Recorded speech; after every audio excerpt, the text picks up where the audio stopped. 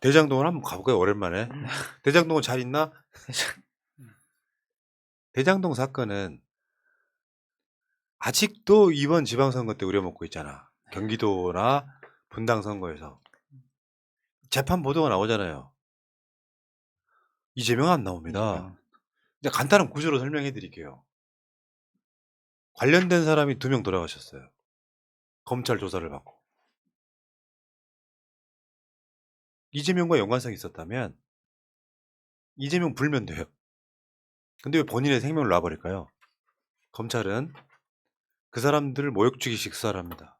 당신 누구 만났대요? 같은 비리를 슬쩍 던지기만 해도 모욕적인 수사. 누가 그런 이야기 한 적 있죠? 검찰 수사를 받고 나왔는데 그 자기 가족인가 누군가가 기다리고 있었대요.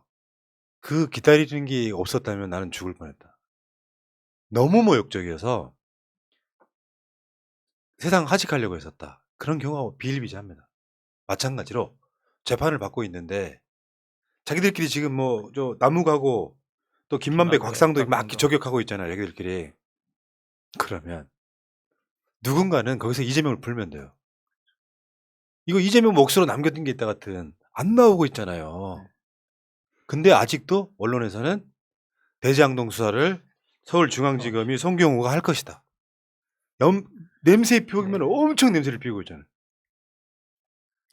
이게 이제 남욱이 재판에 출석을 해서 대장동 의혹 관련해서 얘기를 했는데 사실 법정에 증인으로 출석하면 머리가 멍해지기도 하고 뭐 다양한 일이 벌어지거든요. 그런데 여기서 남욱이 밝힌 것은 곽상도가 컨소시엄 무산 위기를 해결해 줬다.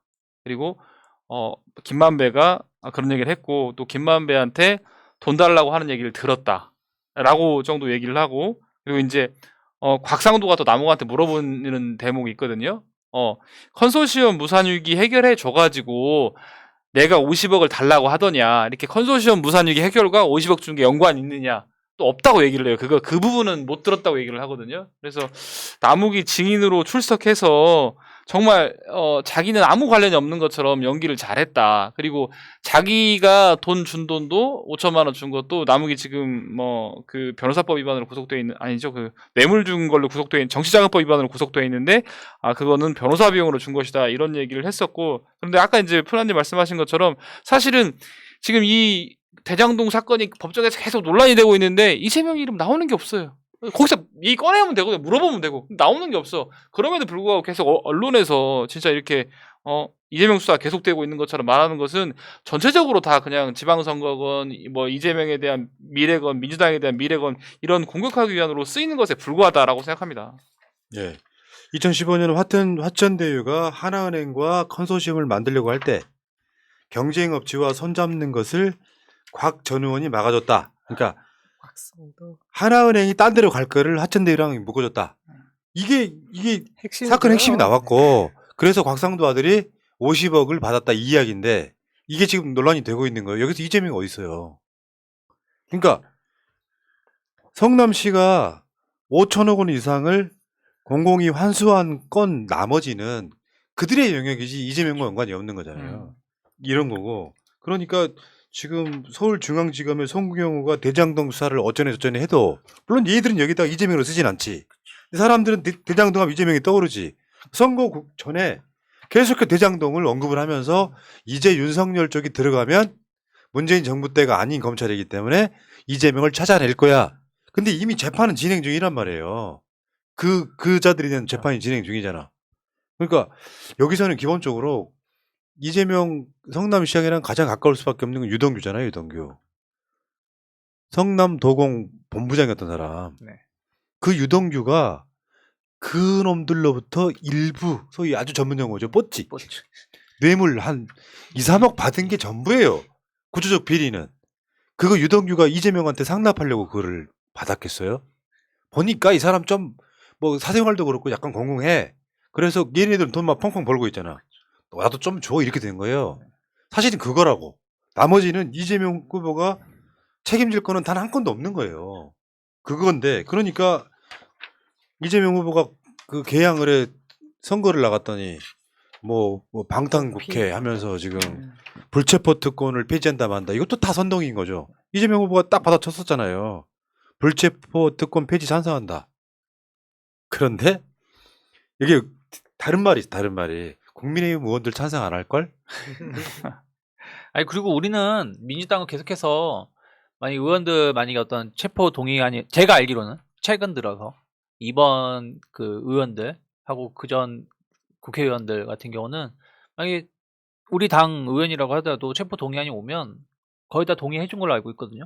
그만큼 당당하게 하고 있기 때문에 저쪽 당에서는 이런 부분들을 정확히 팩트를 알고 얘기를 해야 된다 생각하고 있습니다. 지금 뭐 겁대가리 없는 정부 5년 위임받은 그 권한을 마구 휘두르고 있잖아요. 아까 얘기한 것처럼 공개 정보 청구도 따르지 않고 저는 지금 이 특수부 검사 라인 진용이 다 갖춰졌다고 생각하거든요. 검찰총장만 지금 임명되지 않은 상태고 뭐 그 후보군에 지금 이두봉도 다 있고 뭐 얘기하는데 지금 흔한 얘기처럼 팩트와 전혀 관계없는 일을 꾸밀 수 있을 수는 있다. 그것이 이제 검수완박 본인들이 얘기하는 대로 뭐 9월 전에 이것을 빠르게 수사하면 가능할 수도 있다라고 계속 냄새는 풍기는데요. 저는 이게 전혀 연관성이 없기 때문에 재판도 진행되는 과정이라 큰 일이 없겠지라고 생각하지만 여러분들이 그대가 조국이란 다큐멘터리를 보게 되시면 우려되는 부분이 생길 겁니다. 그게 뭐냐면 조작, 정치 검찰의 조작 그 부분에 대해서 저희가 이게 한시도 마음을 놓을 수 없는 부분이 있는 거예요. 그래서 검찰 독재로 가면 저는 오히려 국민들 분노를 계속 자극해서 자신들의 명을 재촉하는 일이 벌어질 수도 있겠다라는 맞습니다. 걱정을 합니다. 이재명 후보가 지금 불체포 특권 폐지 찬성하고 국회에 가면 개혁 입법하겠다고 말씀하셨는데 저는 여기에 덧붙여서 이재명 후보가 국회에 가시면 국회의원 국민 소환제도 입법해가지고 사실 지금 국회의원들 국민이 투표하고 나면 뭐 형벌을 받거나 이런 거 아니면 국회의원직을 상실하지 않는데 정치적으로 국민 소환제를 뭐 입법해서 잘못하면 국민들이 다시 한번 뭐 투표로 해서 국회의원직을 상실시킬 수 있는 제도를 입법하겠다라고 하면서 조금 더 치고 나가는 모습을 보였으면 좋겠습니다. 그러니까 대장동이 대선을 관통하는 최고 이슈였었고 그 전에도 대장동 관련해서 지금 이미 재판이 계속 진행되고 있는데도 불구하고 이재명 이야기는 안 나와요. 그 당시 성남시장이 이재명이었다 정도예요, 사실은. 이런 상황에서 이거를 선거에 우려먹고 안철수 같은 자들 선거에 어마어마하게 우려먹잖아요. 김은혜도 마찬가지고. 나는 이거를 나중에 진짜 검찰개혁은요 이런 거라고 생각해요. 조국 장관 때처럼 뭐가 나올 때까지 털어갖고 아무것도 아닌 걸로 막 징역 4년 때리는 이런 재판을 한 자들은 이두봉이네 뭐 이제 검찰총장 후보 중에 하나가 이두봉이라며 간투 조작 그런 자들은 이제는 처벌할 수 있는 것도 만들어야 된다고 생각해. 악용을 해버리거든. 원래 수사권이 이런 걸 보장을 할 때 소신 있게 하라고 보장해 주는 거거든요. 근데 그 악의성이 드러나 일부러 그러려고 했다는 게 드러나면 처벌해야 된다고 생각해요. 그렇죠. 네. 이번에도 보면은 동아일보 그 아까 칼럼 그 논설인가 칼럼인가도 보면 결국에는 박지원 비대위원장을 편을 들면서 이재명 그 상임위원장을 비판하는 내용 중에 하나가 대장동 또 말도 안 되는 법카 사용 사적 사용 의혹 뭐 이런 부분들로 계속 흠집을 내고 있거든요. 근데 이런 게 사실이 아니라고 판명이 나면 여기에 대해서 명확하게 사과 기재라든지 혹은 이런 걸 이용해 먹은 쓰레기 같은 정치인들한테 철저하게 어떤 응징을 해야 된다 예. 생각하고 있습니다. 자, 알겠습니다. 여기까지 하시고요.